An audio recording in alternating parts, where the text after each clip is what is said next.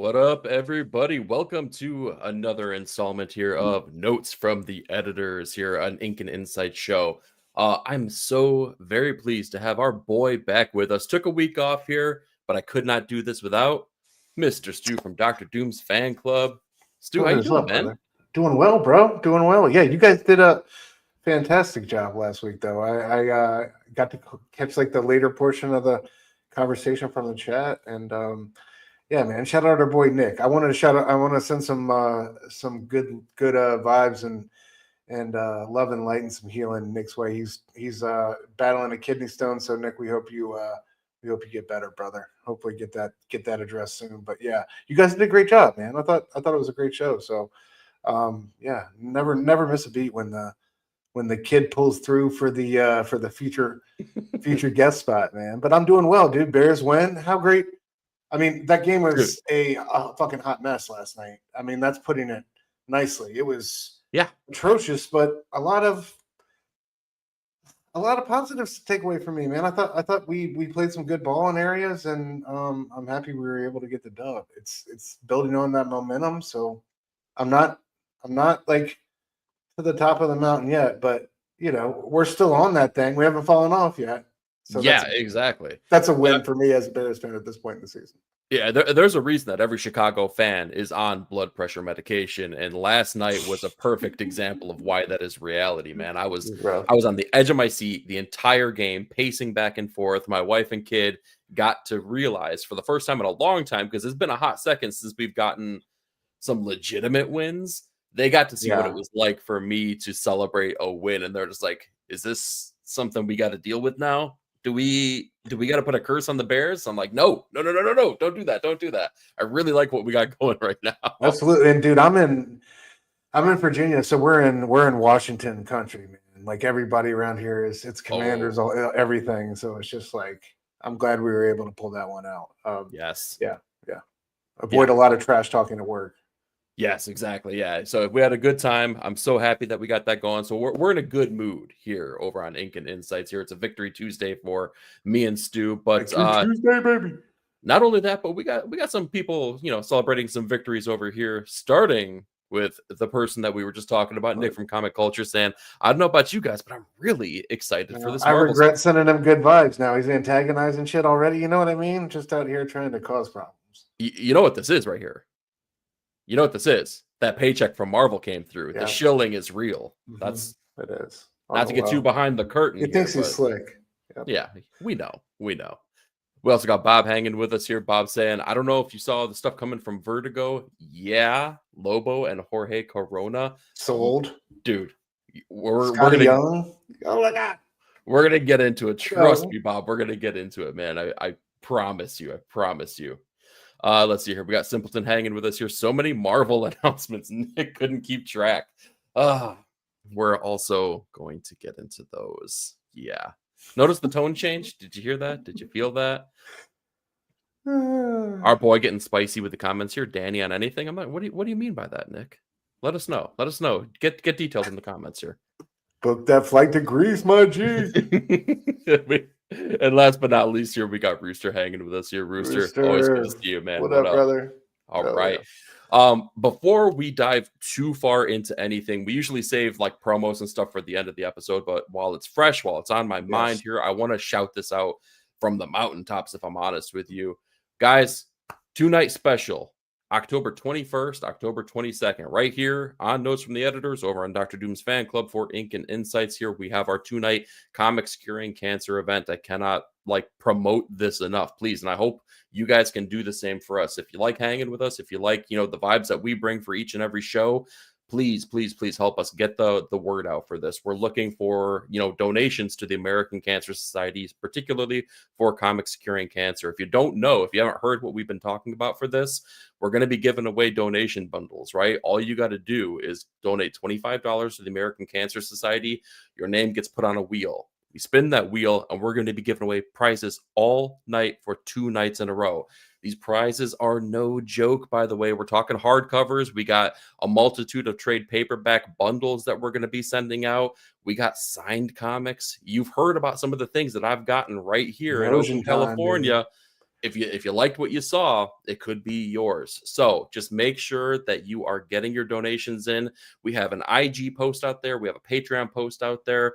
We even got YouTube community posts out there telling you exactly how to do this. Just make sure you get your donations in. Make sure that you send all of those donation receipts, the proof, screenshot, whatever it may be, over to Nick's email address, which is, again, on the instructions itself. Get those in here early and often and get the word out, most importantly, because, again, it's for a great cause. We want to do our part. We want to make the biggest dent possible for Comics Curing Cancer. We're kind of unofficially kicking things off because the show proper starts the weekend that we have our shows here. So let's kick it off right. Let's do it right.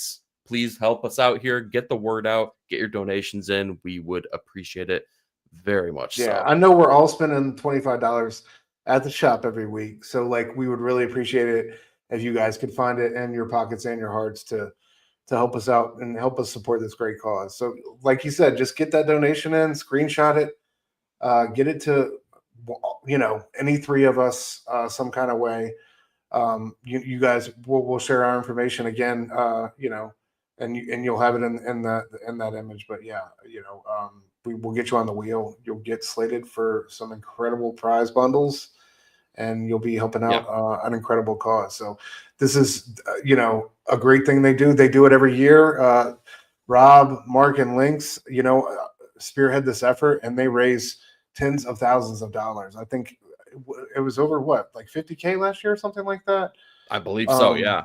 And, I think, it just goes higher every year. So we wanted to reach out to the fellas and do our part and be a part of an amazing cause. So we really appreciate it if y'all can find it, and like I said, in your hearts and your wallets, to just drop that $25 towards Comics Curing Cancer and help us out. So, yes. Thank you guys so much for indulging us on that one. We promise we won't get too far into this. I won't be playing like, on the wings of an angel, but I will. I promise you I will if you guys don't send those donation receipts in. We got a couple more people that joined us here. Jazzy James Phelps. Always James, what up? And we got Omega Slice hanging with us here. Omega, good to see you, dude. What up, y'all? All right. I think Nick kind of started things off here on the note that we should start things off when it comes to the New York Comic Con announcements. I feel like maybe, just maybe, we eat our vegetables before we have our dessert here. That's definitely what it is. Yes. So I think we're going to kick things off with the lack of ideas. I'm sorry, the house of ideas. And we're going to talk about all the Marvel announcements that came out of New York Comic Con here. Again, if you're just joining us, let us know what your favorite New York Comic Con announcement was in the chats. I'm sure that we're going to be talking over it because we got a whole lot of notes here. But let's start things off here with what I will call is the personally, I think is the actual legitimate most exciting piece of news that dropped from Marvel, which is that Joshua Williamson is writing Marvel Comics. He is relaunching an Iron Man series. Yeah, that's wild. Dude, did you see this coming? Definitely not. And I know he's still slated to do books at DC, so I'm curious how the timing's going to work that, or if he's going to be doing both at the same time, or what the nature of his contract is. But I know he was talking about being burnt out at DC, and he was definitely like the prize horse, right? He was the show pony there for a minute. He was doing a lot of the heavy lifting, and kind of the wake in the absence of Tinian and everything that had gone on with Batman, and kind of steering the way, I think, before Snyder really stepped in. And he's been part of the all-in architecture, and he's been he co-wrote that special with Snyder. He's got a hand in KO. Like he's still got a hand in all these big events. He's been he's been doing an excellent job on Superman. So it's, and DC is thriving and really killing it right now. So it's weird that he's kind of like, I don't know how much longer he's going to be on Superman, but I know he's going to do Legion of Superheroes is another new title he's going to take on. Is that officially announced? I think so. I can't remember if that was. I know that Legion. Yes, you're absolutely right. Yes, Legion of Superheroes. So another item we're going to be circling back around to. But Iron Man is cool, man. I'm hyped for him to, take on the character, and I think he's doing it with Carmen Carnero, who's a solid artist, and it'll be cool to see him explore. If it's something like limited and he has a great idea for a story, I'm definitely down for it. And I think Josh is one of those writers who like doesn't always hit me, but who still manages to like surprise me from time to time, and I find myself like. Really enjoying some of his titles that, that book Rogues, that Black Label book he had, I really enjoyed. I don't know if you read that one a couple of years ago. So like, I don't know. Every now and then Superman I've loved. So like, I don't know. Josh isn't always my guy, but I think when he's on, he's on. So it'll be interesting to see what happens. How are you feeling about it? I don't know. I feel like this is the most positive news I have about Marvel Comics. So there's a level of hype there. I love the character of Tony Stark, and I feel like when it's in the right hands, that book can sing. The problem is that even the best writers, or the best, storytellers, I should say, they really struggle with this character. Because I feel like it's kind of the trope that gets spun around over and over. Like Tony's biggest, enemy is himself. Tony loses Stark Enterprises. Tony has to build another suit that's gonna, kind of solve whatever problem is in front. It's like, okay, like we've seen all that. We've heard all that. It's kind of been run through the ringer over and over. Like when you have to go back to the 80s to find the last story that really resonated for that character, we're kind of in a bad way. The only other thing I could think of is we're looking at Denny O'Neil and David Michelini doing their thing in the 80s era. We got Matt Fraction. Love Fraction's run. Fraction's run is great. And we got, I personally, I feel Warren Ellis Extremis. Yeah, but we're talking 6 issues. Yeah. True. I totally agree with you, but I feel like it was 6 issues. And you think he's going to go the distance with it? Like it's going to be an ongoing type of deal? No, what's an ongoing? What does that even mean? Yeah, true. That's a great it's all a matter of how successful it is. I wonder. Yeah, I don't. When was Josh hasn't been over there in a minute? I think he did there's like an Infinity comic with about Thanos or something like that he did, and he's done a couple of random things, but he hasn't really done anything for them. He did stuff for them, I think, way back. But I remember him talking about that Infinity comic. Something. Yeah, maybe with Sal from Comic Pop or something. Yeah, I can't even remember the last Marvel book that he would have done. Like, it's so outside of my purview. And even if it was, like, what we're talking a miniseries then, right? It couldn't have been anything long standing or anything like that. But sure. Did you happen to read Christopher Cantwell's Iron Man? Just a little tangent off topic. Yeah, I have that. I have most of that run collected because of the amazing Alex Ross covers. The Ross covers didn't hurt, right? I feel like that was the last time that someone did something really inventive with the character of Tony Stark. They took a man with a god complex and turned him into a legitimate god. I thought that was a really interesting take on the character. And if Joshua Williamson can do something like that, if he's got that story to tell, that's really going to take Tony. It's going to keep the core of Tony, but take him into new places. That gets me excited. That's what I really want out of this book. And if he could deliver, then you're going to get my dollars, because I really, really like that character. Yeah. Will it hit? Time may tell. I think there's, a lot of ground to mine there, in the right hands. I think he's got a lot of layers of complexity and fun things you can do with him. Somebody just has the right voice for it. So we'll see. Yeah, exactly. All right, let's pivot over from one of my favorite characters to your arguably favorite character. Man, Dungeons of Doom by Philip Kennedy Johnson and Ben Percy. How exciting is this? We get to see an estate sale in Latveria. I'm fucking beating this. People are going to be so sick of this, of Doom by the time the fucking movie drops, man. It's just overkill at this point.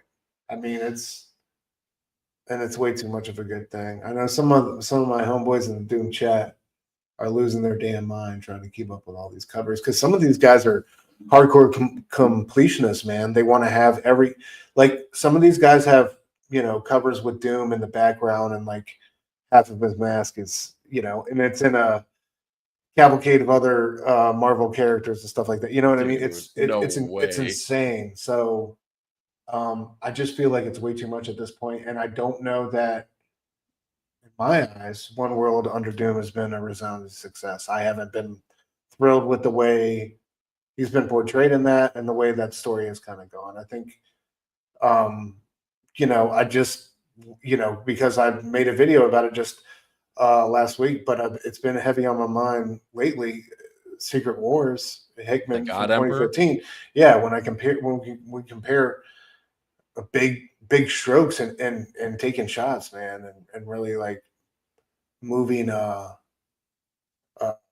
publishing line towards something big and epic. It kind of pales in comparison. So in all ways. So at this point, man, I just I have a lot of anxiety about just Doom overkill on the side of the comic books, because they just seem so governed by the cinematic universe now in ways that are just so blatant, and it's kind of like they've kind of detached themselves from that level of care that DC has with their, and level of contact and communication that DC has with their readership. It just seems like they're kind of outside that, and it is what it is. But yeah, man, I don't know. By the time the movie drops, how many more Doom series are we going to have? And I can't believe I'm sitting here saying that, but I feel like it's already been too much. Like there's already been God knows how many tie-ins, and like the sheer number of it has got to be exhausting.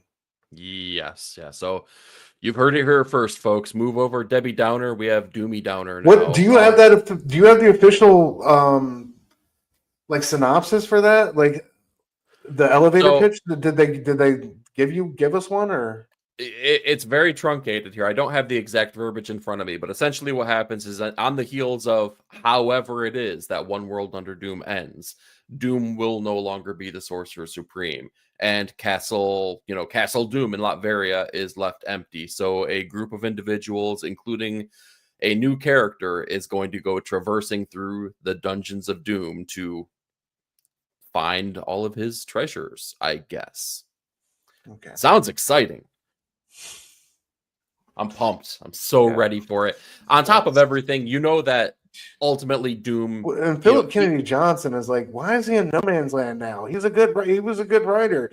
I love his Action Comics run, and it just feels like some of these decisions he's making, it's like, and why is he still on Incredible Hulk? Well, I mean, you take the jobs that are in front of you as well, so I'm sure that there's a little bit of balance work on there, right? I just thought he had a lot of momentum going for him at DC, and given like the way things are moving, I'm just surprised he isn't over there more than, you know what I mean? More than. Yeah, Philip Kennedy Johnson, he's always been an interesting one. I really like a lot of the things that he has done in the past, but I can't say that there's been that one story that's really pushed the numbers, right? That was like a big sales boom. He was given Superman, he was given Action Comics. That's supposed to be a big number book, right? Not Batman, but like he still did a great job on that. Yeah, but he was ultimately taken off of the book for Joshua Williamson. So, I think that tells you what you need to know about that. So, I don't know. I'm not pumped about that. I don't think that Doom is going to play a role in this, right? Regardless of if he is, dead or if he comes back. I don't think that Ben Percy has the voice for Doom at all.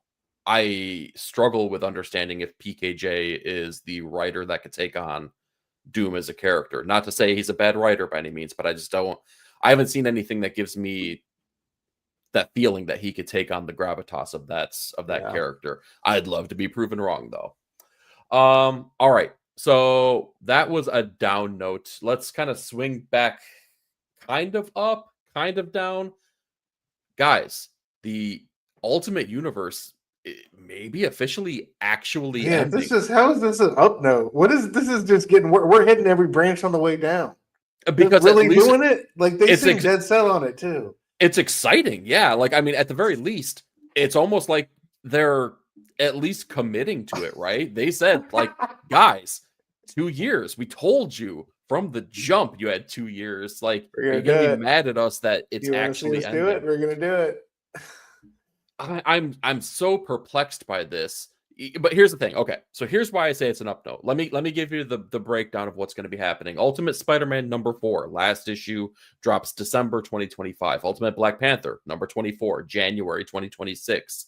Ultimate X-Men #24, February 2026. Then in April we get Ultimates #24 and Ultimate Wolverine #16 that both drop.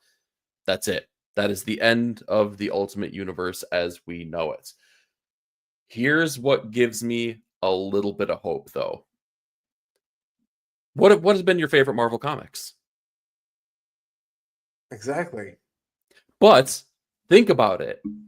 That means that these creative teams, these editorial teams, they all are freed up to go back to Marvel proper to actually make the 616 good. Isn't that a good thing? I mean, you're really wishing on a star here. Yes, I am a little bit. How do we know? It seems like a lot of these guys, Dennis Camp is really going to DC.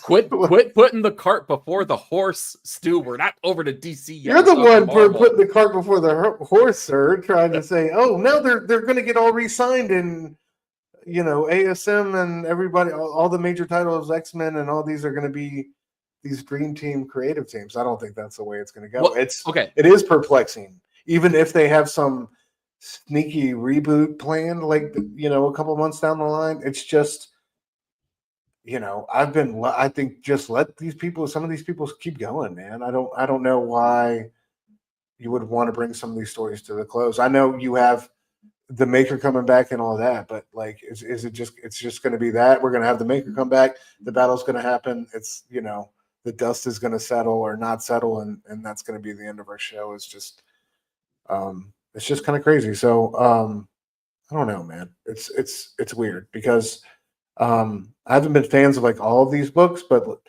I still love that Peach is going strong and people are, really, some people are really loving what she's doing over there. I've loved the Ultimates.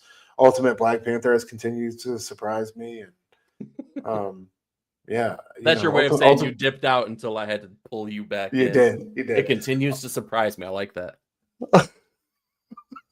I tried to sound intellectual and kind of just gloss over it. Ultimate Spider-Man's been awesome, man. Chiquetto has been incredible when he's on that book, and I think they've done a great job between that and Black Panther and those type of books and managing the artist absences and the filling guys. So it's been a resounding success for me, I think, across the board, even though I'm not reading all of them. And I know these books have been selling. So it's like, okay. Well, and have they been selling, or is it that they've been selling better than other Marvel comics too? Like, and we don't know, right? That's not a question I can even answer. Either one. So, are you saying they're like taking them out so they can bring the attention and the dollars back to the 616, the mainstream titles? Well, okay, I have a sneaky suspicion. I'll circle back around to it, but I wanted to call something else out because you had mentioned the creative teams, right? Peach is doing great work. Jonathan Hickman was doing great work. Dennis Camp, all the artists that are associated, even like the Carlos Nitos and the David Sinas, right? Like they have really good pitch especially hitters. Them. So a lot of great creative teams, but one of the things that kind of goes unheralded that I'd like to call out as much as possible when we have the opportunity, because Lord knows I will call it out when I see something bad happening. Editorial. Will Moss is arguably Marvel's strongest editor, in my opinion. Mm-hmm. He has overseen some of the absolute best books that Marvel has come out within the last, we'll say 5 years, right? And maybe even goes even further than that. He's the person, he's the editor, he's the editor that's over the Ultimate line. Now that the Ultimate line potentially is going away, that frees up a great editor to curate better books in the 616. So it's not just about the creative team. So like you said, maybe Dennis Camp. Just got a magical fantasy draft happening here where everybody's getting freed up and picked up off the waiver wires. And I mean, if Ultimate goes away, all right. But here's the thing I'm thinking though. Here's my sneaky little pitch, right? Because I think anyone of sound mind knows that the Ultimate Universe cannot be going away, especially when they have to be competing directly with Absolute over at DC. They have to, like, just from a mentality perspective, like you can't just kill off your cash cow when you know that the other side of the street is doing Snyder the is same thing. even saying that for like the next level stuff, like the Ultimate and the Energon universes are inspirations for, you know, what they're doing. It's like, come on, everybody's feeding off each other. It's a great thing we got going right now. Let's think about the background machinations of the Ultimate Universe's kickoff when it first started, though. Right, we know that Jonathan Hickman was the architect behind the first series, the Ultimate Invasion, that kind of jump started us, right? The Maker came in, Miles Morales was lightly involved in the very beginning, but we saw that he manipulated time, took away all the heroes' powers, kind of like changed time to his fitting, right? Real quick, let me ask you. I'm sorry to interrupt. How much of that idea do you think was Donny Cates? Because I know it was. And that is exactly my point. That was the point that I was getting at. This was never Jonathan Hickman's baby. It was Donny Cates' baby. Now, we know that this was not Donny Cates' iteration, how he was going to handle it, because he was doing things in Venom where we saw, you know, the Maker go back into the Ultimate Universe, and it was this fiery mess. It was like he was walking through the empty streets of New York, if my memory is correct, at that reveal when he had entered back into the universe. So I think what's going to happen, I don't know if we're going to get this big, bold fight. I don't think we're going to get this big, extravagant thing where the heroes fight, you know, face off against the villains. I think the Maker comes back and boom, things are reset. And Donny Cates, who has been gone for quite a while now, I think maybe, because he's been making appearances at cons for like maybe the better part of the last year. Yeah. I feel like he's been saying he's got something coming down the pipeline for a minute now. So I think we're going to get another reintroduction of the Ultimate Universe, and maybe it's the same. Maybe it's the timeline continues, or maybe they hit the reset button again, and now this is Donny Cates' original idea. Why? Let me ask you this: why not announce some form of this at the con? Because it kills the hype for the end of it. It kills the messaging of the death of the Ultimate Universe. I mean, that's all right. I'm just saying, those slides we shared in the back chat with that, like, you know, Arial ass font they had with those slides, like it looked very, I don't know, it looked very low key, the presentation, very lackluster. At least DC, I watched DC's panel and they had, you know, animations in the whole nine. There was such like great excitement in the room during that DC panel. I don't know if you watch that link, but yeah, it was just really cool to kind of see that. Anyway, doesn't it help to have things to be hyped about, though? True, that's very true. So you have like 3 paid Marvel employees. It's like, do you love the Ultimate Universe? Yeah. Well, it's dead in April. Yeah, I don't know. I haven't watched a video for the Marvel room. I need to do that. I need to watch the Marvel panel and see what that was like. I'm really curious as to the difference in energy, and it was really cool, like the oohs and the ahs when they did the different, like in the DC one. They did, I remember the pop they got for Scotty and Jorge on Lobo was great. You know, you love to see shit like that. Scotty posting the picture of him with the freaking, like, you know, with the jean jacket with the sleeves cut off with the whole Lobo you know, stitching in the background. Yeah, come on, dude. I cannot friggin' wait. Oh my god. Okay, we're gonna get to DC, guys. We promise. Sorry. Again, vegetables before dessert. All right, let's move on. Do you have anything else you want to talk about for the death of the Ultimate Universe? Any speculation? Anything else you want to touch on? No, it just, I don't know, bittersweet about that one. We'll see what happens. Yeah, I agree. All right, 2 more Marvel items here. Let's start off with the revelation of what happens after the Age of Revelations. Let's talk about X-Men entering the Shadows of Tomorrow. We have a handful of new titles that have been announced here with their creative teams. I'm just going to run through the gamut real quick, and then we'll start picking and choosing what we want to talk about. We have Cyclops, a mini-series written by Alex Paknadel with artwork by Roge Antonio. I hope I'm pronouncing that correctly. Generation X23, insert eye roll here, written by Jordy Hauser with artwork by Jokipo Camagnini. I think I got that right. Inglorious X-Force, another ongoing written by Tim Seeley with artwork by Michael Saint Maria. We have Magic and Colossus, which is going to be a mini series, kind of a continuation from the series that she just recently had. This is written by Ashley Allen with artwork by Jermaine Peralta. Again, same team that had the original series. Didn't Jermaine do the that Chris Cantwell Enchanted book? What was it called? Briar.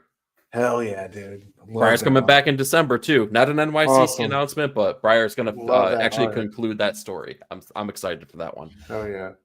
We have Rogue, a mini series written by Erica Schultz with artwork by Luigi Zagaria. Storm coming back. Storm's Earth's Mightiest Mutant, again, an ongoing, written by Miraway Ayodelli with artwork by Federica Mancine, and Wade Wilson Deadpool, an ongoing written by Ben Percy with artwork by Jeff Shaw. Stu, what moves the needle for you? Real quick, I want to shout out my boy Serge in the building. Sergio, what up, man? What up, Serge? Thanks for coming through. All right, man. Let me pull up the list in front of me. I think for me, definitely, Jermaine Peralta. I'm excited to see their artwork on Magic and Colossus, and I'm excited to see Mirawa get another crack at Storm. Storm, we've both been fanboys for Storm. That's been an incredible series. Arguably one of the best books from Marvel. Yeah, in the top 5 for sure. I'm bummed not to see they don't put, Lucas Wernick back with, I think Lucas was really helped establish, the dynamic, incredible, cosmic, but also it was just so Aurora. That aesthetic was beautiful early on. So I'm not familiar with any of these artists outside of Shaw and Peralta, bro. I'm so glad you said that, dude, because that was exactly my thought. Crazy. I'm looking over this. I'm like, it's great. Don't get me wrong. I love, a new artist hitting the scene and really blowing me away. I love that. But when I look over an entire list, the entire X line, and I go, who are these guys? Yeah. That's a problem. That is not the way that you relaunch a line of books to get people hyped. Get some name out there. What are you doing? And these characters, dude, I don't know if it's just me, but none of these characters are ringing the bell like that. Cyclops, I don't know who's going to be an Inglorious X-Force. I remember seeing the art for it, and I was like, I don't even know who 2/3 of this team is. I'm just, yeah. It's just like this is the next chapter to carry us forward. It's just it's just crazy. At the end of the day, I can't believe X-Men is this dead right now as a whole. Doesn't it suck? With the amount of not to be crude about it, but with the amount of shit that they're throwing out the wall, literally none of it is sticking. I don't know. The legacy of this era is just going to be miserable, man. It's going to be, just a sputtering mess. And I think, post Hickman, it's just been a disaster. And this just seems like another uninspired attempt to make something happen. But it's really confounding to me that they don't put, like you said, their best foot forward, get some all-star creative teams. It's the fucking X-Men, man.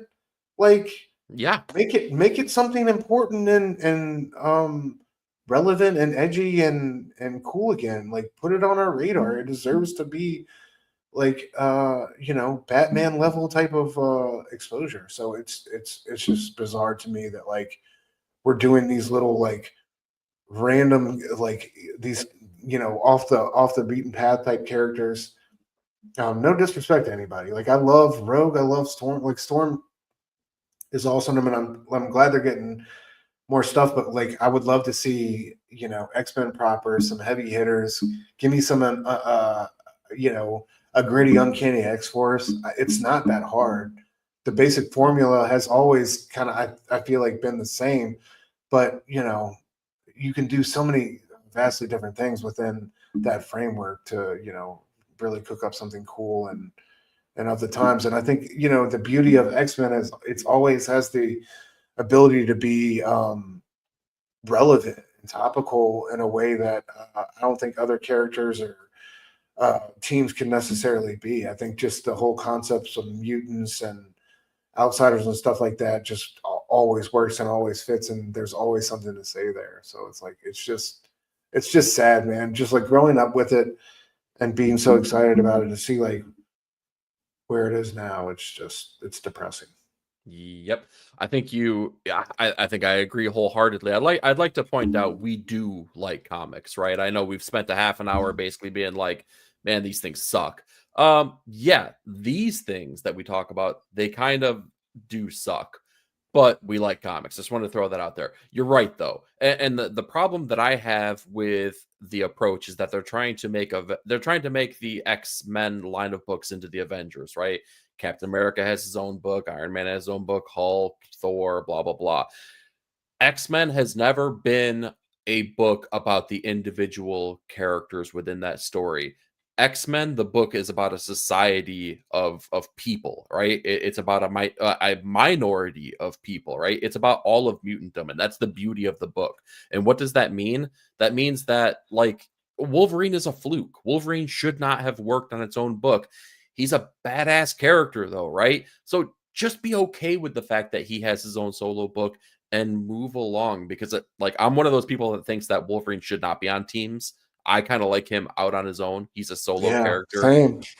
Just let that be the fluke, but and live within a world where you have a book where you get to play with the society of characters and just feel comfortable with that, right? Because now you get to have all of those teams that serve all those purposes and just tell crazy stories where you get to pick and choose whatever characters you want to fill the needs of the story that you're telling.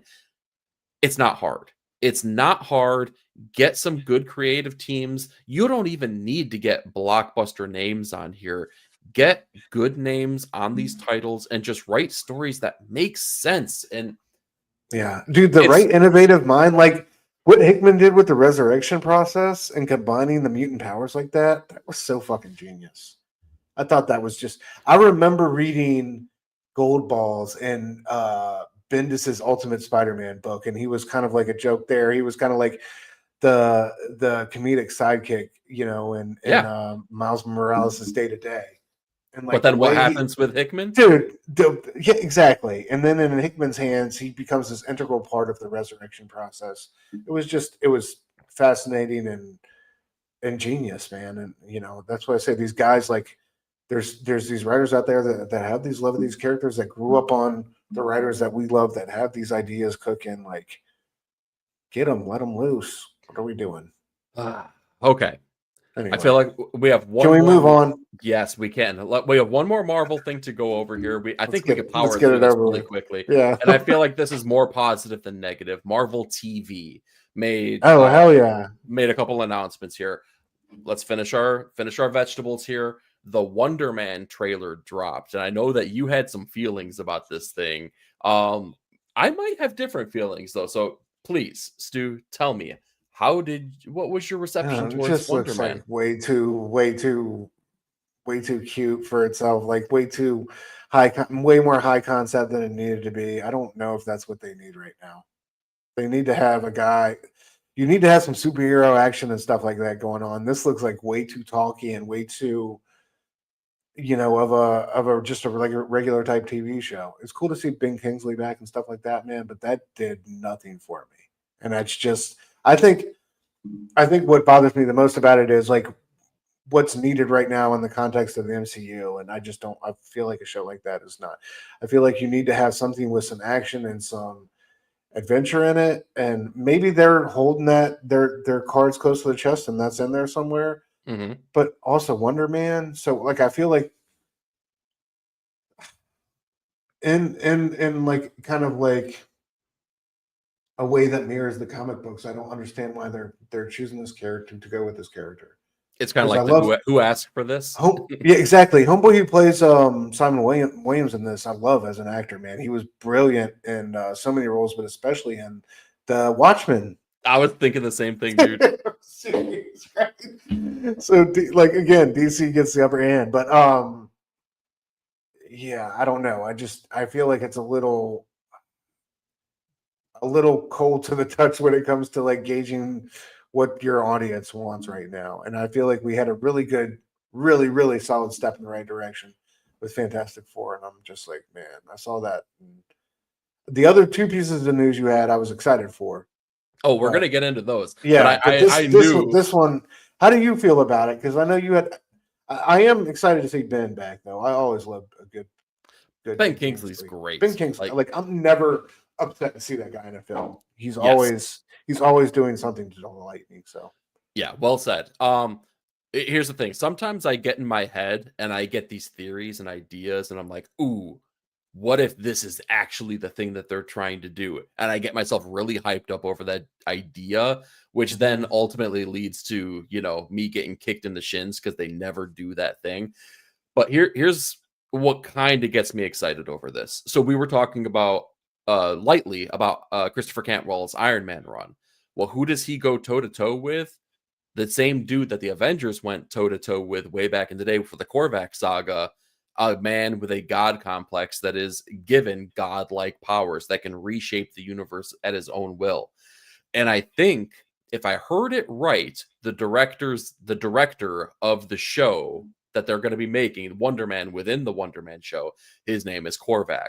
Now, if they're talking about a director crafting a world, but also being a character based on something that has godlike powers, I think there is ideas that you could play with that could be fun.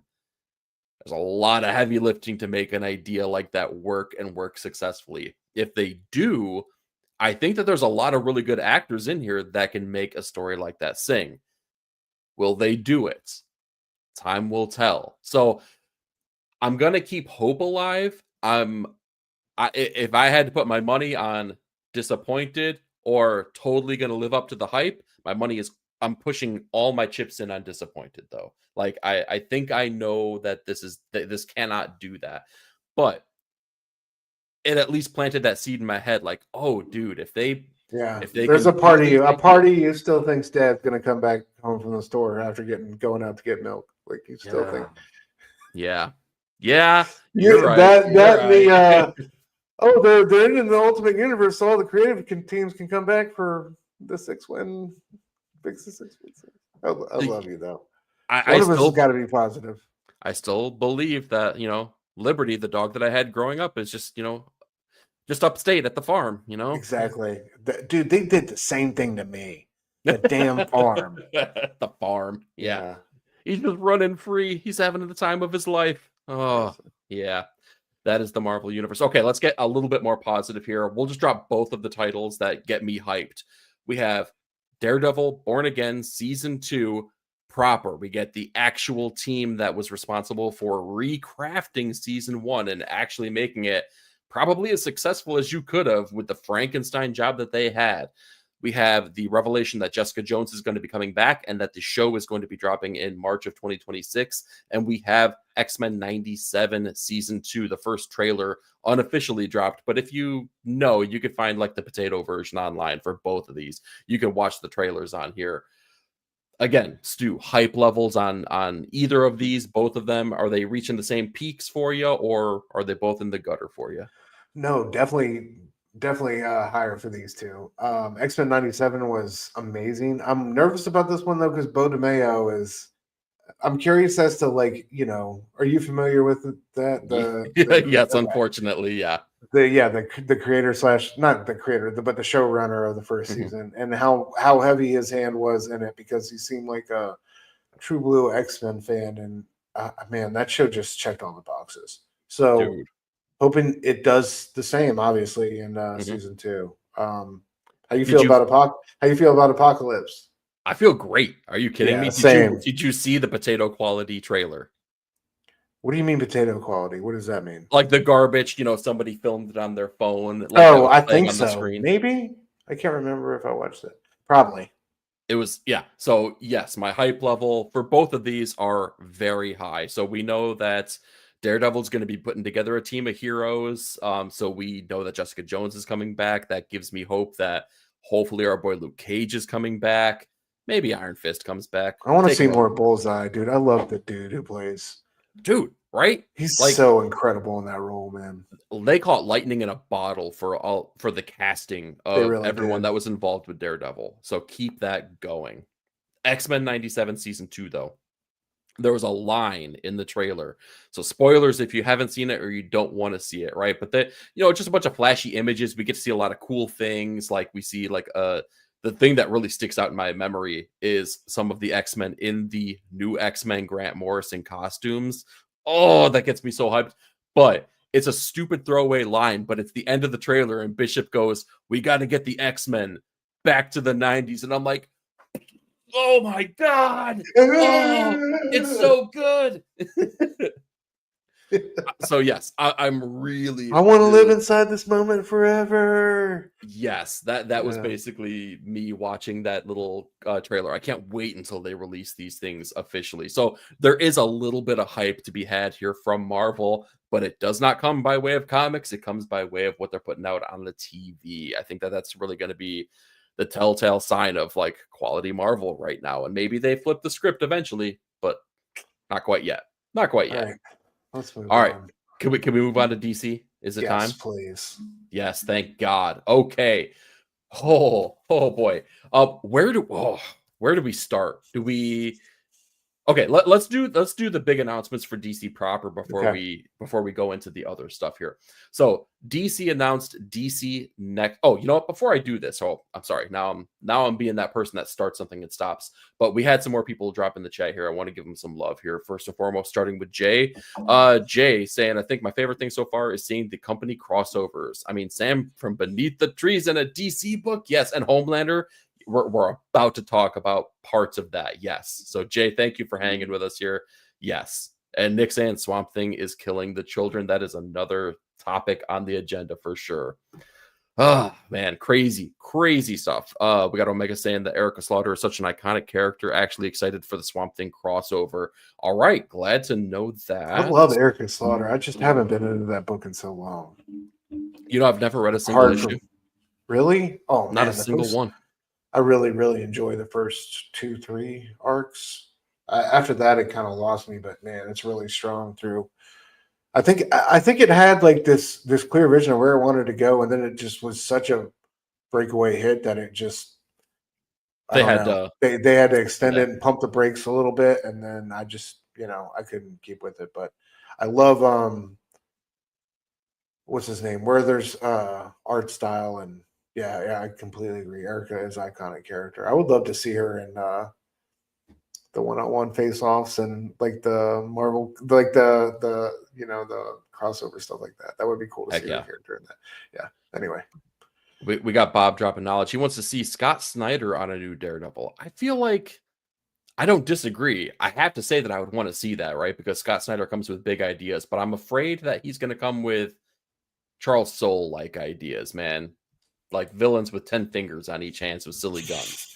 I don't know. Maybe I'm jaded by the absolute Batman time frame here, but I'll take any good writer on Daredevil all day. He also wants X-Men without events. Amen, brother. Amen. Man, me and you both. Yeah. Well, we got all kind. I mean, I won't even click on it, but just so much love for Marvel in the chat. So much love, guys. It's crazy. It's overwhelming. That's the reason I can't click on it. People got great taste. Yeah. We also got Pete hanging with us here. Pete, nice seeing you, what man. up, brother? Oh, yeah. All right. Let me get back into this here. DC Next Level. We have a bunch of books announced and a bunch of creative teams, but we don't know where everything lines up quite yet. We only know a handful of these. So I'm going to go over the books, then I'll go over the creative teams. I'll tell you what's matched up already, but I'm really curious to see where you think things are going to line up here. So the books that are being released here, we have, let's see, Deathstroke the Terminator, Firestorm the Nuclear Man, Batman Shadow of the Bat, because we need another Batman book. Yes. Oh my God. We need that back. Thank you. They heard me. They finally heard my emails, my countless emails. The one man shouting from the rooftops, oh more my God. Batman. Every time I saw it on my short box, where are you, Shadow of the Bat? Come back to me. We got Zatanna. We got the Demon, Etrigan, our boy. and Barbara Gordon Breakout. So those are the ones that don't have creative teams announced. Now, the ones that do have creative teams right now, we have Scotty Young and Jorge Corona on a Lobo book. What? Insane. Oh my God. And we have Greg Rucka insane. returning to the character of Batwoman with Danny on artwork. Right? If you were looking for excitement from us within the first half an hour of the show, you found it. It's here. It's at DC. Dude, 2 books. Those 2 books. Oh, I'm sorry. There's 3 books, actually. Legion of Superheroes, because you announced it earlier. Legion of Superheroes written by Joshua Williamson.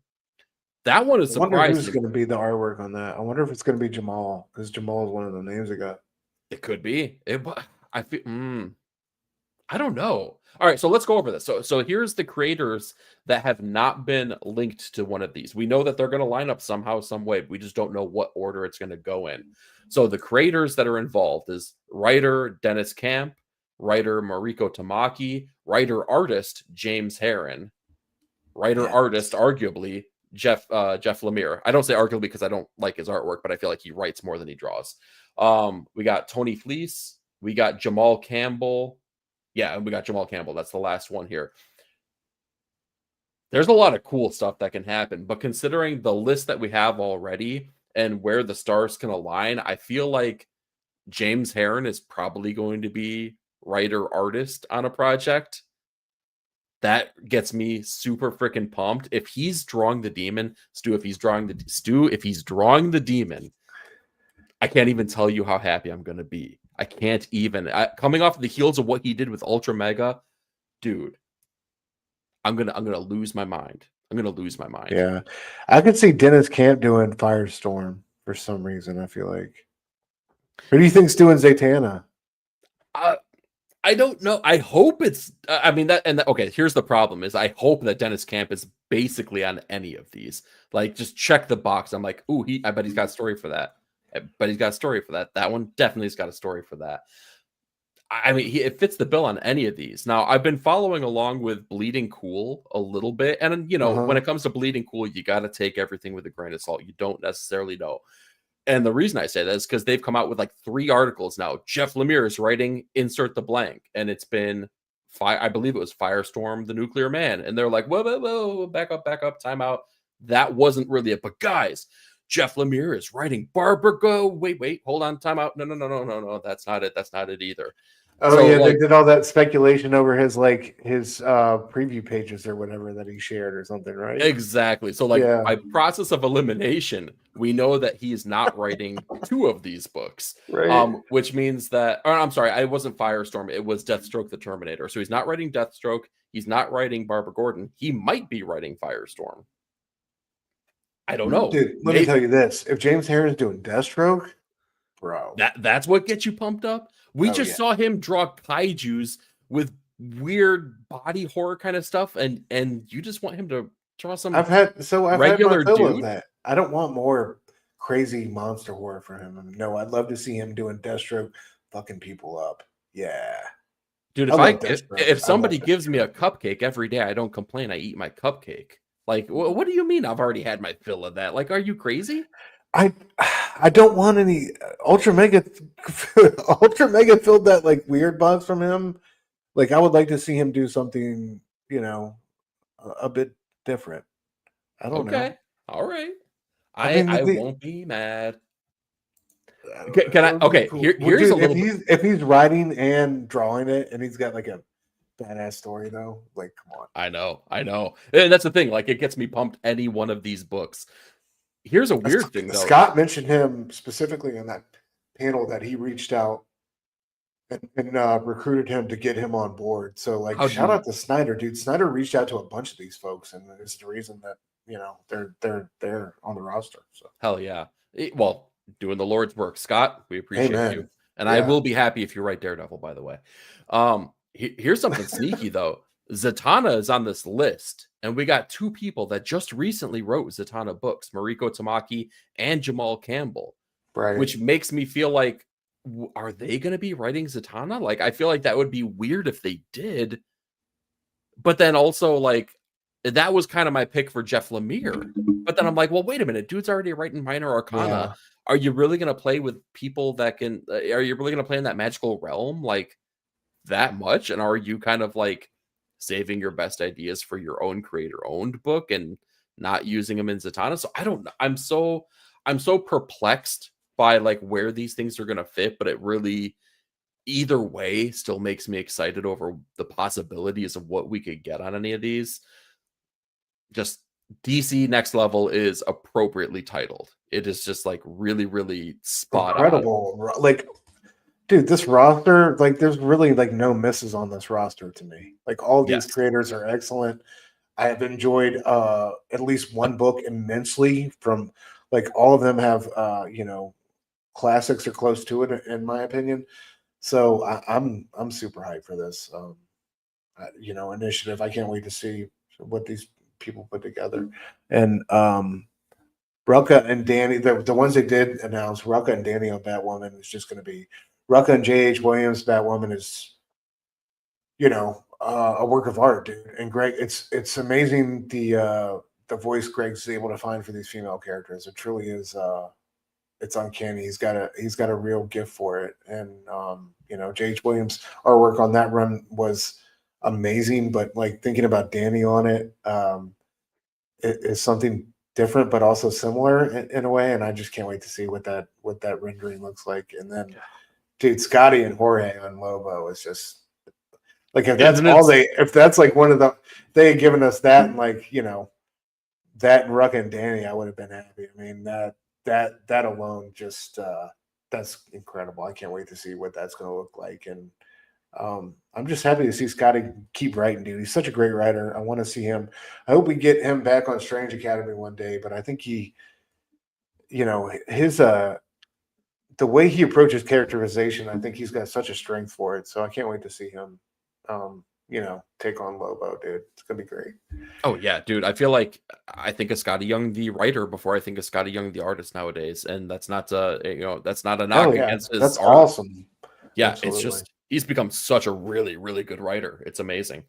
We got let's see here. Brewster Blue saying, I like Karen, but the second arc of Ultra Mega got bro. Dude, a little crazy. A little it got I could not follow. I was like force feeding myself.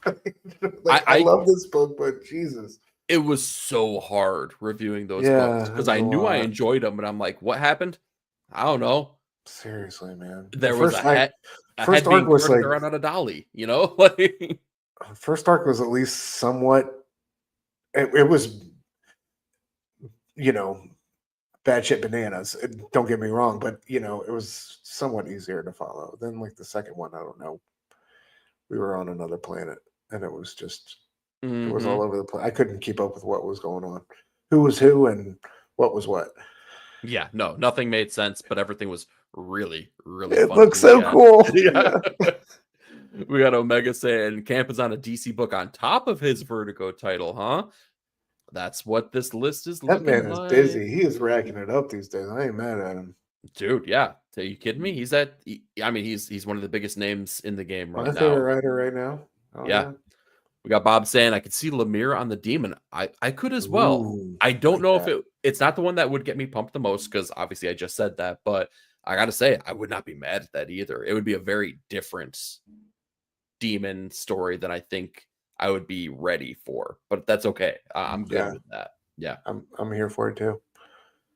Nick, of course, trying to balance the Marvel shill, plates here. All of these DC titles I'll be checking out. Great teams and characters, man. Here's the thing. A lot of us are kind of looking back at the year and we're kind of thinking about what our best of the lists are. And like, I got to say, there's a lot of DC. There's a lot of DC on my list personally. They are arguably in the running for Publisher of the Year, in my personal opinion. And to see what their 2026 will be looking like, man, there ain't no stopping that train. Man, I think they're like the hands down winner when it comes to Publisher of the Year. Honestly, I don't think indie comics have been okay this year, but I don't think they've had as strong a year as they had in years. I think 2024 was arguably a stronger year when it comes to indie comics. Stu, would you say that it's a safe thing to just let everyone know that, we'll hold on to those opinions until maybe January 2026 when the Inkies officially drop to let us, to let everyone know what the publisher of the year is going to be? I mean, sure.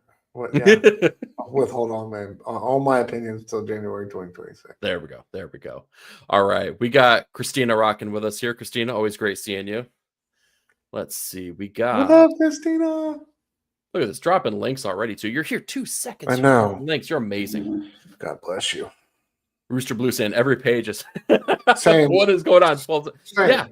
Yeah. Thus is the Ultra Mega experience. All right. Let's, before we get into the Vertigo side of things here, just because this is so crazy, it's so unabashedly crazy. DCKO just kicked off officially last week, and the DCKO issue number 1 was pretty wild. They had some bonkers things that happened, nowhere near as crazy as the announcement, or I should say the image that we saw that was shown at New York Comic Con, that in February 2026, the DCKO event is going to introduce Homelander from The Boys, Sub-Zero from Mortal Kombat, Vampirella, Red Sonja, Annabelle, that crazy little doll from The Conjuring, and Samantha from Beneath the Trees Where No One Sees, entering into the fight to gather Omega energy. Who had this on their bingo card? I didn't. All right, so yeah. I don't want it. It's just like that. Just as simple as like, get it out of here. I mean, I guess it could be cool. I don't know. I'm a little apprehensive. It feels a little cheesy to me. I don't want to see Sam in the DCKO universe. Is there any DC character you really despise? Just out of curiosity. It'd be cool to see like Sub-Zero, like you do the finishing move to somebody at the same time, though. Well, it makes me wonder, are they just going to be fighting each other, or are they actually going to interact with DC characters? It'd be super cheap if they did not interact with DC characters. Yeah. But it makes me think of like a, Marvel versus Capcom type situation. But it's cool, and and that it could definitely create some different situations, and you can do all sorts of crazy things with that. But I don't know. To me, like the most exciting news out of that was if you in the tournament, in the DCKO tournament, when you advance past the first round, you can come back as any incarnation of yourself from DC history. Like that is going to be so cool and interesting. When Snyder told that to the audience, everybody was like, "Oh shit!" Like, so, and he gave some example. I forget what it was of like somebody. Well, I think it's Robin and Joker face off, and it's Jason Todd or something like that, and they go back to the warehouse. And also Williamson said each location is specific to the fighters in a way that's emotional and kind of works on them in that way, like it has meaning to them. So it just seems like all these different ideas they're playing with is going to be really cool. So I guess to a long-winded way of answering your question is I'm apprehensive about it because some of these characters I really love and just think like it's too soon for me to see Sam from Beneath the Cheese and crossovers. Like that's how I feel about it. But yeah, I hear that. At the same time, I think you can do some awesome things. Like with fucking Mortal Kombat characters, like bring it on. Yeah, exactly. Now, okay, I'm interested about this coming back as different incarnations. So does each person get to choose the incarnation that they are? Do they choose the other person? I think so, yes. Or is there an event? No, they each person chooses their own, and they don't have any idea of what the other person's going to do. Interesting. I think is the way Snyder put it. Yeah. So like you don't know, you have to prepare the best, the best you can. Okay.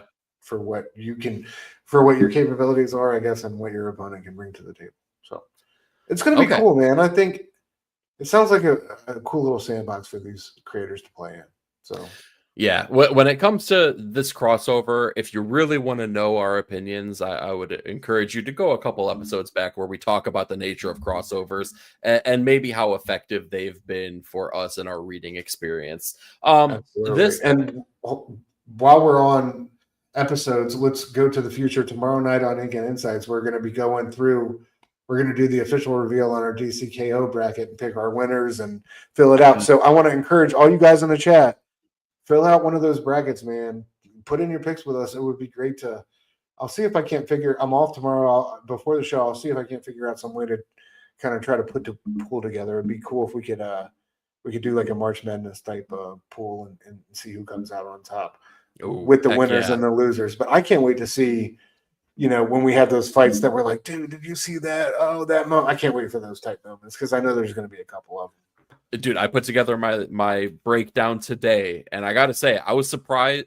I was really surprised at how things played out in my head because, like, I tried not to get like so overly logical where I was just like, well, in this issue they did this, so that tells me that they could do that against blah blah blah. I was just like, nah, cool.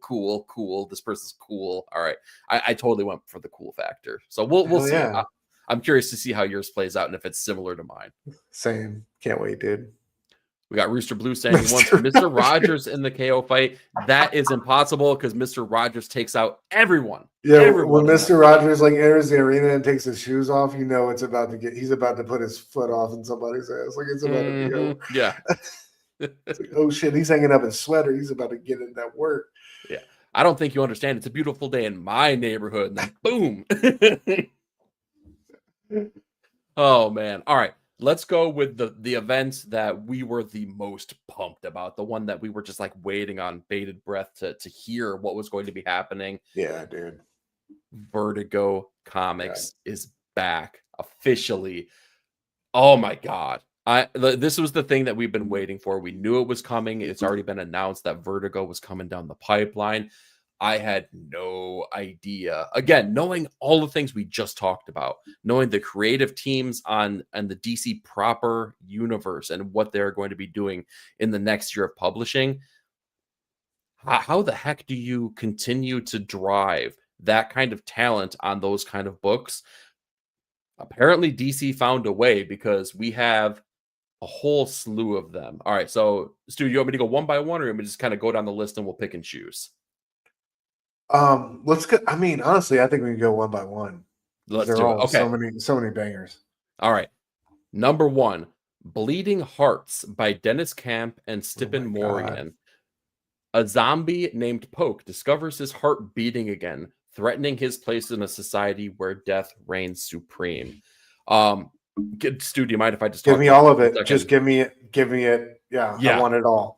This is the one I'm most excited for. This is the creative team behind 20th Century Men reuniting. Oh, that I don't care if they didn't give me a title, a premise. It could have been a blank cover with nothing, and I would have put my money down, like not knowing a single thing, and been so happy to get this book. 20th Century Men was such an amazing story.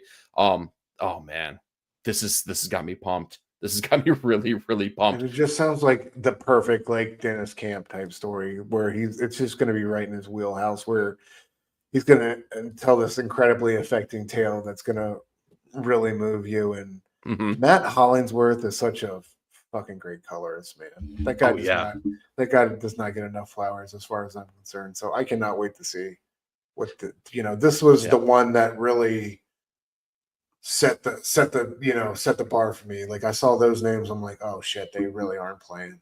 And it just there's so many other incredible listings. I'll let you keep going. Well, and that's the other thing too, is that the premise of this seems very light. It seems like something that not light in its content, but light in its like I don't know, ideas. A zombie named Poke discovers his heart beating again. Okay, so zombie dead. Maybe not though. Dennis Camp definitely, he's going to have something. He's going to have a way of looking at this that is going to be so incredibly interesting and something that no one else has thought about. That's going to just like be, I don't know. It's going to be eye-opening and going to be mind-blowing. So I'm really excited for this. Yeah. This one, I'm going to need to lean on you a little bit because I know and I enjoy Kyle Starks, but I feel like this is going to be in the vein of something that I have not read from him. We have End of Life by Kyle Starks, Steve Pugh, and Chris O'Halloran. A top-tier hitman returns to his Midwestern hometown to care for his dying father and confront his own morality. Now, the things that I have not read from Kyle Starks have arguably been his more Vertigo leaning stuff. Like I read like the 6 Sidekicks of Trigger Keaton, stuff like that. I think I've read more of his humor-based things than his, I don't want to say horror, but like more Did you read mature. Where Monsters Lie? I haven't read that, and that's exactly, I knew you did. And Yeah, I don't think this is going to that's be. like comedy though. At the same time, Is it okay? yeah, it's comedy first and horror second. Like, this sounds a bit more serious, like a Pun and Merrimack type of deal. Yes, exactly. So that's a really good call. I didn't even think about that too. Pine and Merrimack, yeah, it's always going to have that Kyle Starks kind of tinge to it, right? He's going to bring the humor to it. But this has got me a little bit excited. Yeah, I'm I'm being a definitely Midwestern kid myself. Like I'm always kind of a sucker for a Midwestern setting. So like that's got me going. And plus it feels like I'm starting to watch Peacemaker season 2 right now.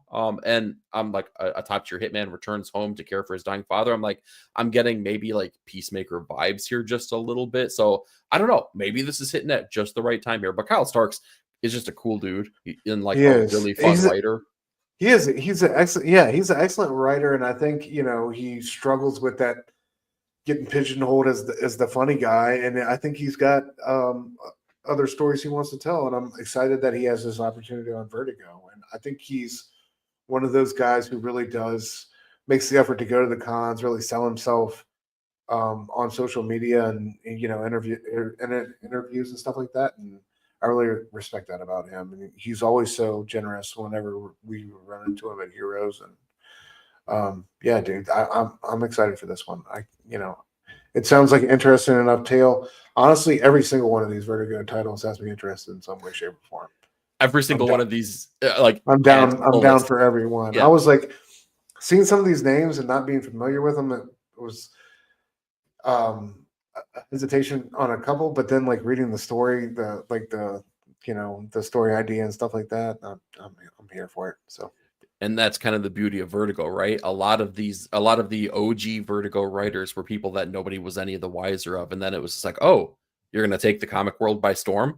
So again, like it gives me a level of excitement that's different than all those names we heard from Marvel that we didn't know about. Yeah, this makes me feel so good about the direction the industry is heading in, that they have the confidence to go ahead and relaunch this brand, line with 10 books, dude. Like that's nothing to sneeze at. Like that is a serious investment. So I'm here for it, and I really want to support as many of them as I can. So. Well, and that's one thing I did not hear about. I don't know if it's been announced yet, but I'm very curious to know who the editor or editor team is going to be under Vertigo, because that's one of the things that we herald when we think about Vertigo as a title. We think of Karen Berger, we think of Shelley Bond, right? These are people that cultivated Will Dennis. Like incredible talent, and they made those people, those no-name people, they had a hand in making them the creators that we know and love today, right? So like I'm really curious to see what that's going to look like. The third book on the list here, The Peril of the Brutal Dark, an Ezra Kane mystery by Chris Condon and Jacob Phillips. Noir detective tale that collides with magic, fascism, and a stolen artifact of unimaginable power. Count me in. You already knew that. You had me at hello. Yep, exactly. Now, this was a book that they were working on during COVID, actually. In the interim, like that Texas Blood had just kicked off, and then the world, stops, right? Including the comic book industry. So they didn't know what they were going to be doing. So during that period of time where comics weren't being made, they were actually releasing this story on their Patreon. And then things picked back up and they had to jump back on that Texas Blood. So this was put to the wayside. Now they're bringing it back. They're continuing the story. And I mean, I feel like this team is they had to have only gotten better. I feel like the proof is in the pudding. We've already seen it in a multitude of books now. I mean, I don't even know what to say. I just take all my money again. It's just, it's so exciting, man. Nothing to say, dude. That's a no-brainer. Yeah.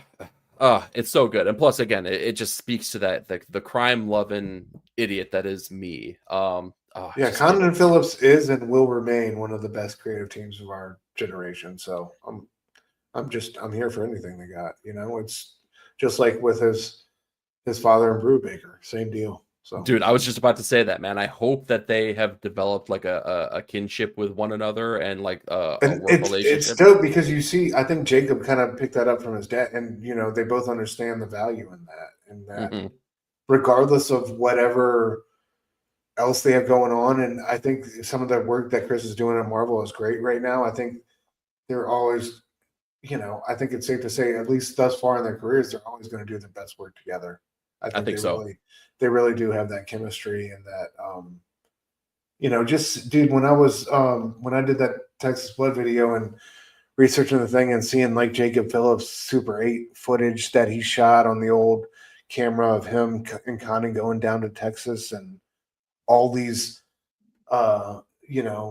nowhere towns out in the panhandle and this desolate stretches. It's like, man, that's the type of stuff that you can't, cultivate over Zoom calls and phone calls and emails, and it's to see that dedication and that camaraderie they have together. It's special.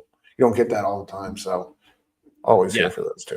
If Ambrose County wasn't real, they made it real, right? Amen, brother. Amen. All right. Bob is calling it out here. So why should we not talk about the return of 100 Bullets? With 100 Bullets, the U.S. of Anger by Brian Azzarello and Eduardo Riso, the original team here. Lono returns to America and reignites chaos, taking the nation's darkest impulses to their violent extremes. I gotta say, feels timely. Feels real timely. Yeah, for sure. I'm not sure it's the book that we want, but it might be the book we deserve. But it's an incredible team that's continuing a storyline that, again, was like crazy, just absolutely crazy. Did you read 100 Bullets? No, it's a blind spot for me, but this is like the type of release that makes me want to go ahead and catch up on the original and get into it. I know it's storied. It's up there. That one and what was the David Lapham book? It's got bullets in the title. Stray Bullets. Both of those are like cool noirish type. Am I right in saying that? Yes, for Stray Bullets, kind of, sort of. So the premise of 100 Bullets is basically that there's 100 bullets that are given out to individuals. They're untraceable, unmarked. You can do whatever you want with them, right? Okay. So basically, it's like a, whatever. Yeah. Whatever. Take anyone out that you would please, and no one will ever be any the wiser. That's it. That's kind of lame. I mean, you could make your own bullet. Just trust me when I say that. Okay. Just dive in. Just dive in. That's the elevator pitch, right? And are they magical bullets? They are not magical. Okay. Oh, all right. I trust you. So I'll check them out. The next just one, regular ass bullets, though, dude. I'm gonna be disappointed. Okay. Oh. Apparently, I'm not selling this book as well as I can be, but I'm just fucking with you guys. Jeez, it's a long story. Okay. All right. The next one we have Black Tower: The Raven Conspiracy by Ram V and Mike Perkins, the team that was on Swamp Thing for one of my favorite stories.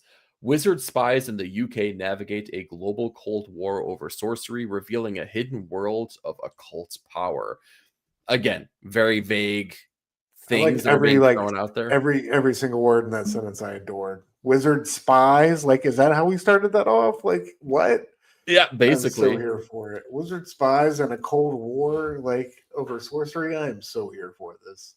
Yeah. It feels like an idea that Ram V can really sink his teeth into, and Mike Perkins, I trust. Again, it's a team that I trust. It's just like, it's a no-brainer, right? It's taking that successful model. It does make me wonder, because we had Future State Swamp Thing, which was great, by the way, if you haven't read that navigates over to Swamp Thing proper, which then gets extended. Man, I wonder if it was Ram V's choice not to continue that title, or if sales didn't dictate that the title could continue. But it got extended, so I have to feel like it was okay enough. I just wonder what a 50 issue run of Ram V's Swamp Thing would look like. Just makes me wonder. Hell yeah. Yeah, but I'll take this. Look at this guy in the chats here. I'm sure Simpleton. Yeah, sure. Yeah. I wonder how many Ashcan early copies he has, like in his right here I'm right sure now. He's got like preview pages or something already. Mm-hmm. Yeah, bestie. He probably got him at Ram V's birthday. All All right, we have a title that I'm going to have a lot of problems pronouncing. Necrotaceous. Necrotaceous. I feel like that's You good. nailed that. You nailed Yes. that, bro. Yeah. By Tom Taylor and Derek Robertson. Scientists attempt to time travel to stop a zombie virus, only to land 66 million years in the past amongst the dinosaurs. That sounds fun. It doesn't Yeah. sound Vertigo, but it sounds fun. Like, I'm here I'm for here it. for it. Same. Derek Robertson, always been a fan. So let's do it. Tom Taylor rules too. Like I enjoy more Tom Taylor books than I don't enjoy. So I'm definitely here for this. Look at this. I'm sorry. I don't mean to like totally cut you off here. Rooster Blue saying they were all the party favors and the kids got to leave with them. Did Rooster get an invitation to Ron V's birthday party? Did Ink and Insights completely just get neglected? What did we do, Rom? Let us know. Hit us up in the chat. Let us know. I wonder if you show up to like Rom's birthday party with like a bottle of shampoo instead of a bottle of wine. Yeah, he doesn't need shampoo. He just needs like You're happy right. thoughts. Exactly. I'm kind of hyped for this though. Like you had mentioned, Derek Robertson. I'll say Tom Taylor crafts a fun story. There's been a lot of books. Tom kills it. Yeah, Tom's a great writer. That Nightwing one was legendary for the most part. It lost me a little bit there at the end, but like, man, the early part of that run was incredible. The things he was doing with Bruno Redondo. I think he has a real knack for doing event comics like that. What is it? DC is it the not the I think it's the zombies or some shit like that he was in charge of. But oh no, it was the Deceased, right? Deceased, exactly. Yeah. That was excellent. Thank you. And he did some stuff at Marvel, Spider-Man that I liked, and yeah, dude, I think he's Spider-Man was really good, right? Yeah. Yes. Okay. Yeah. His friendly neighborhood Spider-Man. I love that. Yeah. Maybe the last good Spider-Man I read. It's possible. Maybe. I loved him. That and Chip's Spectacular Spider-Man run were two of my favorites when I was getting back into comics. Yeah. Yeah, those were fantastic. Yeah. It seems like the secondary Spider-Man title is the one that really is able to have more fun. That's so true, dude. Yeah. Unfortunately. Yeah. All right. Let's not get pulled back into Marvel. We're talking DC. The next title, and I think this is one that maybe you were alluding to. We have Fanatic by Grace Ellis and Hannah Templar. A woman's obsession with a comic book spirals into a deadly parasocial fixation on its creator. Yeeks. Sounds a little bit like maybe Nick Comic Culture and Jenny Frison. Do you think this is inspired like real life events? Well played. I got no notes right there. Yes, I do think. It's inspired by Nick and all those poor critters that got to deal with people with red flyer cards full of comic books. The radio flyers, yeah. Yeah, the radio flyers. Yeah, they're a big problem.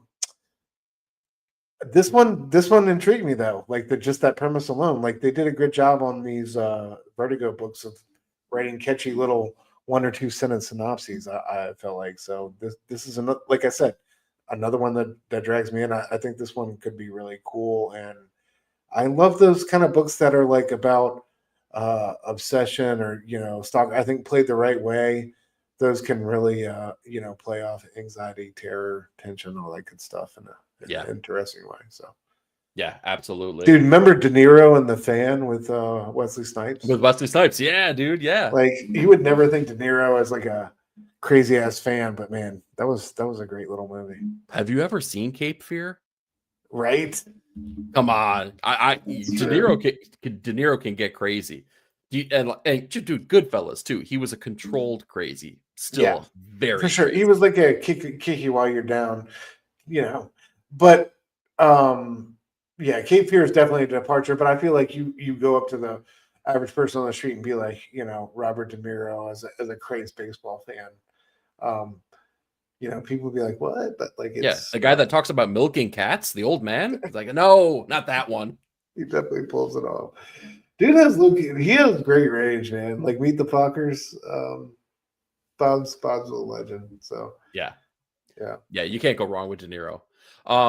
Okay, speaking of De Niro, it's a name that everyone knows and celebrates here. Do you know this creative team? Because I don't. I have no recollection of anything that they've done. Yeah. Okay, so then this is definitely the one that's kind of a question mark, but kind of an exciting question mark.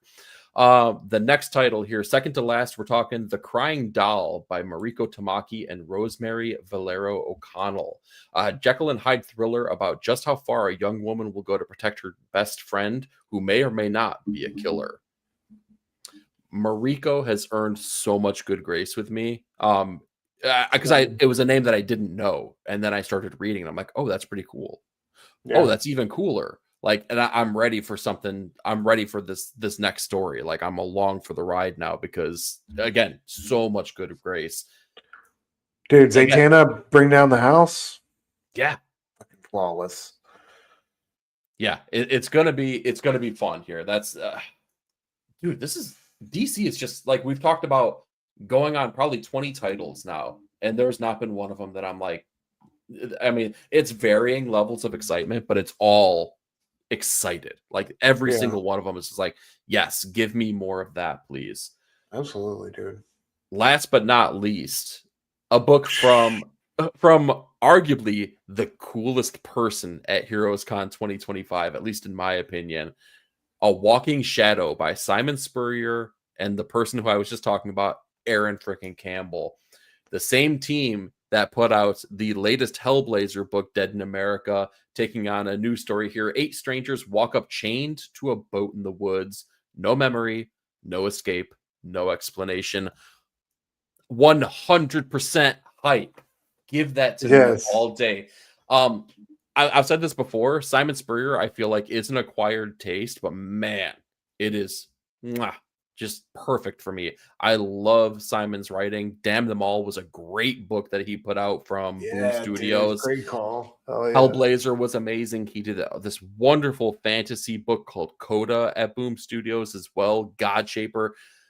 There are so little misses, in my opinion, for Simon Spurrier that, like, oh my god. Yo, it tripped me out because I'm reading Preacher right now. It tripped me out seeing him kind of cameo in that too. For Preacher? Yeah, doesn't he cameo in the first part of that? Like, Cy Spurrier, doesn't he write him into it, Garth? Or am I tripping? I don't know. You'll have to tell me now, dude. He's like, he's like doing like a ride along, like a kind of ride along with him or something like that. Yeah, and like he's trying to figure out. I don't know. I could be wrong. I'll send you some pages. Okay, yeah, let me know because maybe I'm missing out on something here. Okay. Not to be outdone by any of that, and I feel like, Stu, this is where you're gonna have to fill me in because I'm still on my journey with this character. We have all these new titles coming out from DC Vertigo, but DC Vertigo can go back in the Wayback Machine as well here. They are going to be releasing Rick Veitch's completion of his portion of the Swamp Thing run in what they're titling Swamp Thing 1989. So this is going to be completing issues number 88, 89, 90, and 91 to finish out his storyline to kind of finally put an end cap on this. I have not worked my way up to these yet. So, Stu, I'm assuming you have. This is such a big deal because Swamp Thing 88, I don't know if you know the history behind it, but in the original story that he had planned, and Michael Zulli basically, I think, penciled, either 3/4 of it or like all of it. I think the artwork for that is all done by Zulli now. Okay. In it, Swamp Thing goes back in time and basically becomes a crucifix at Christ's crucifixion, or like is there present on it. Like the cover of it was Swamp Thing as a crucifix, on Mount Calvary or whatever it was. Did somebody take offense to this? At the time, Jeanette Kahn, DC publisher, they had Batman in production. They had the Swamp Thing live action show plan. They had a Swamp Thing live action show plan. They had a Kenner action figure line already on the rollout, and she just didn't want to take that risk. So Rick quit in protest. Jamie Delano and Neil Gaiman were scheduled to come on the title. They refused in solidarity with Rick.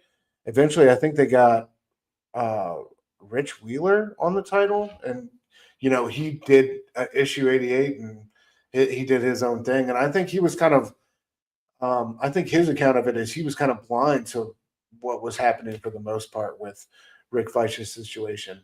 There was, I think, again in 2004, Rick tried to get it back up off the ground. He couldn't. Eventually, I think last year or sometime in the recent past, he established a Gmail account and basically petitioned the fans, "Hey, write in. Yes. Let's show DC how much we want this." And the response was overwhelming to the Gmail account. DC got the picture. I think they eventually told him to, "All right, bro, you can stop with the emails we get. We'll work something out."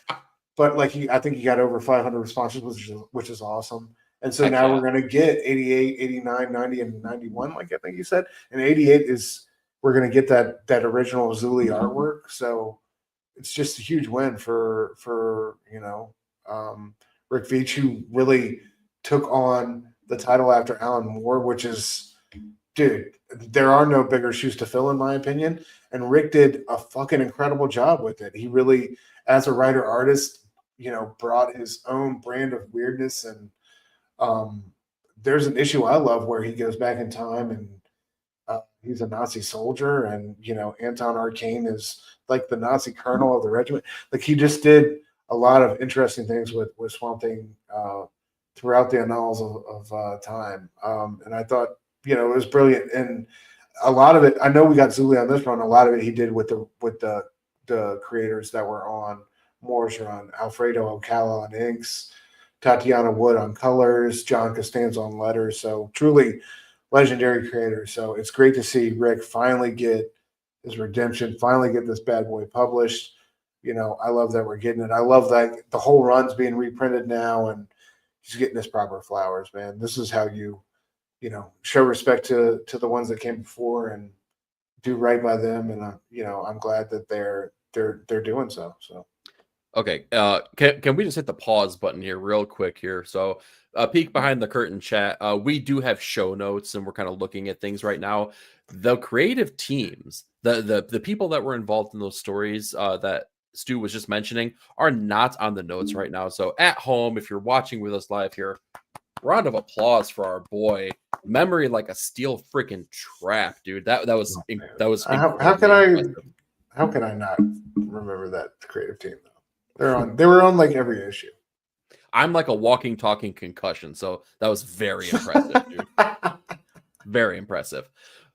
Okay. That puts, I think we've touched. Oh, no. I take that back. There was one other thing here that we needed to talk about here. Swamp Thing is killing the children. Yeah. Another crossover here. James Tynion is going to be responsible for it. We're talking about Swamp Thing yet again. It's another crossover, though. I don't want to end on a somber note. I don't know how to feel about this, though. I just kind of what?